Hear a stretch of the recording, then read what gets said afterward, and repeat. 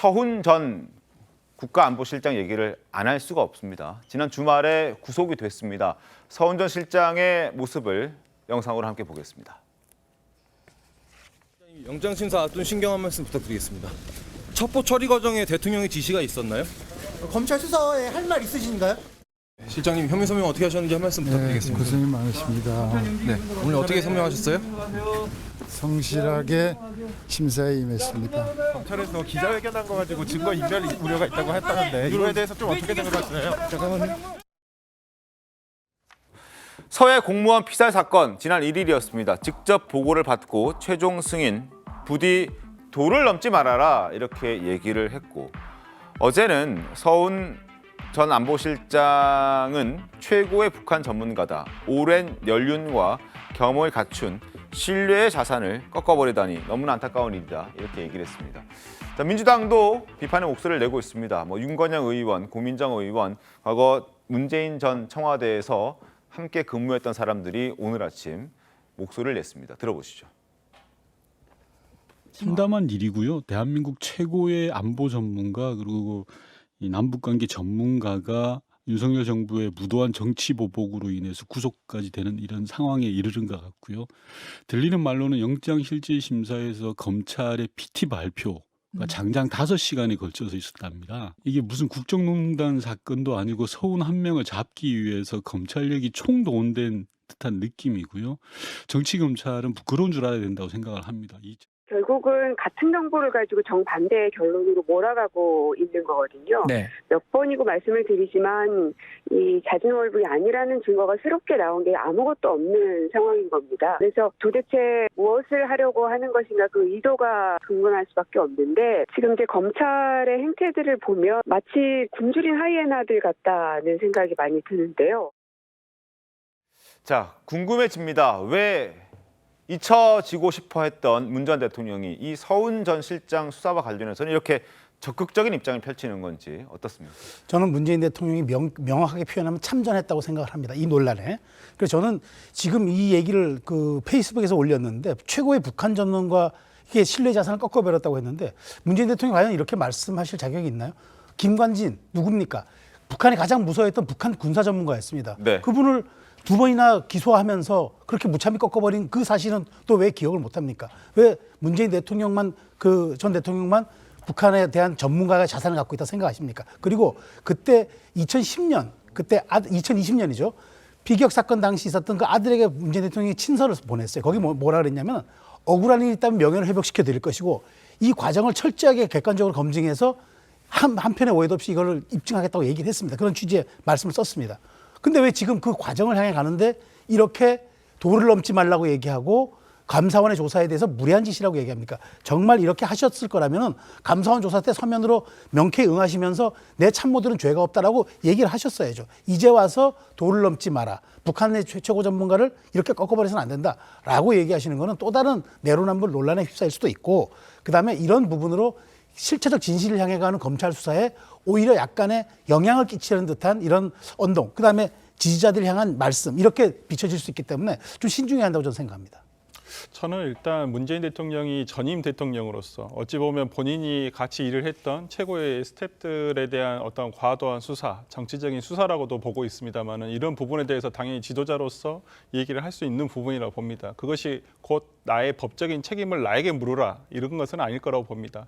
과거에 우리 이제 한나라당 시절에 이해창 당대표 같은 경우에도 삿대기 어떤 대선 불법 자금이 있었어요. 그때 당시에 본인이 공표를 했었어요. 모든 책임은 자기에게 있으니까 자기에게 책임을 물어라. 하지만 책임을 지지 않은 게 아니라 당시 기소되지 않았습니다. 법적인 책임까지는 가지 않았고요. 저는 어찌 보면 어느 리더든지 자신과 같이 일을 했던 부하 직원이 어려움을 겪는 거에 대해서는 당연히 얘기를 할 수 있다고 봅니다.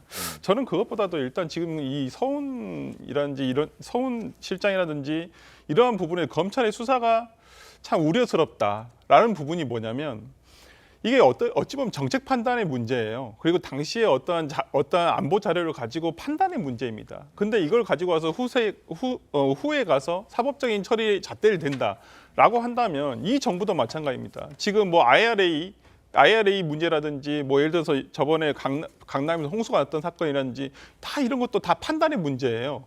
근데 이걸 가지고 나중에 가서 예를 들어 정권이 바뀌어서 또 검찰이 수사를 한다? 저는 그것도 온당치 않다고 보거든요. 그런 면에서라면 지금의 검찰 수사가 과연 국민들의 대다수가 납득할 수 있는 수사인지는 조금 우려스럽습니다. 알겠습니다. 자, 국민의힘은 어떤 생각일까요? 문 전 대통령의 적극적인 입장 표명에 대해서 이렇게 설명했습니다. 자신에 대한 책임을 회피하려는 목적이 있다 이렇게 지적했거든요. 목소리 들어보겠습니다.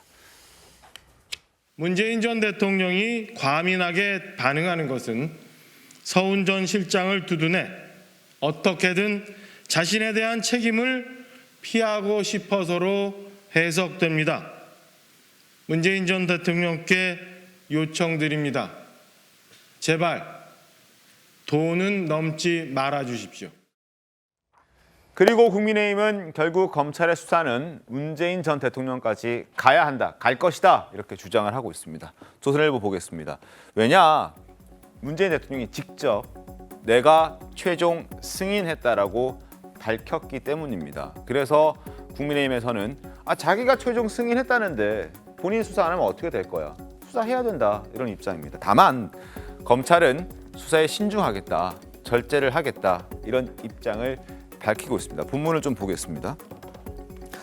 정치권에서는 검찰의 칼날이 결국 문 전 대통령으로 향할 것으로 보고 있다. 문 전 대통령이 지난 1일 서해 사건 당시 대통령이 국방부, 해경, 국정원 등의 보고를 직접 듣고 최종 승인했다. 도를 넘지 않기를 바란다고 했기 때문이다. 그리고 서 전 실장 구속 다음 날인 4일 재차 메시지를 낸 것도 아마 이 때문일 것이다. 이렇게 얘기를 하고 있습니다. 자, 법원 결정에 정면으로 대응하기는 어렵겠지만 자신을 향한 수사의 칼끝도 어느 정도 차단하기 위해서 이런 입장들을 연거푸 내고 있다라고 국민의힘은 판단하고 있습니다.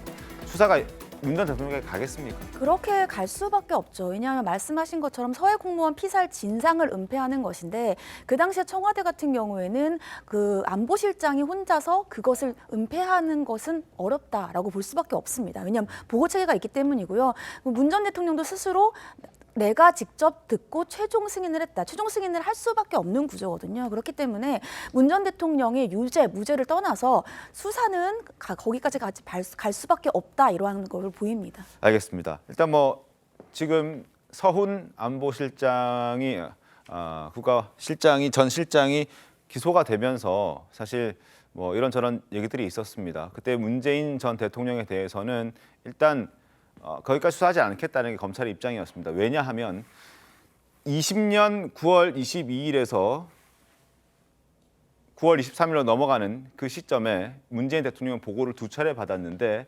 22일 이대준 씨가 사망한 그 바다에 빠진 날 그날 6시 36분에 서면 보고를 받고 그 다음 날 오전 8시 30분에 이제 대면 보고를 서훈 전 실장과 노영민 전 실장을 통해서 받습니다. 그 사이에 새벽에 있었던 게 관계장관 회의이기 때문에 거기에서 누락하고 이제 여러 가지 일들이 있었던 것은 문 전 대통령이 몰랐을 수 있다라고 검찰은 판단했기 때문에 그래서 아마 더 수사에 신중하고 절제를 하는 것 같은데 국민의힘 주장은 좀 달라서 저희가 이 부분 좀 지켜보도록 하겠습니다.